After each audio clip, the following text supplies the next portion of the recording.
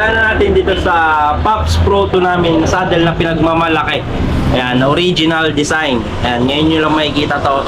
Hindi siya ganun kalapad, hindi rin siya ganun ka liit. Ayan, saktuhan lang para hindi siya masakit sa puwet at pwede itong pang long ride at saka sa mga naghanap ng malambot na upuan.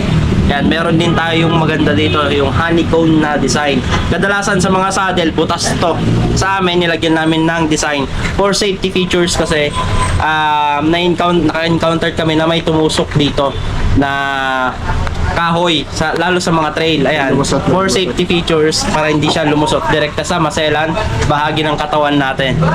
Ayan. Sa mga magtatanong, ang bentahan nito 700. At ito pa yung kagandahan dito, hindi tayo gumamit ng staple, solid na nylon plastic yung ginamit natin dito. Ayan, nakaseparate yung railings nito sa mismong cover ng upuan para yung may, mga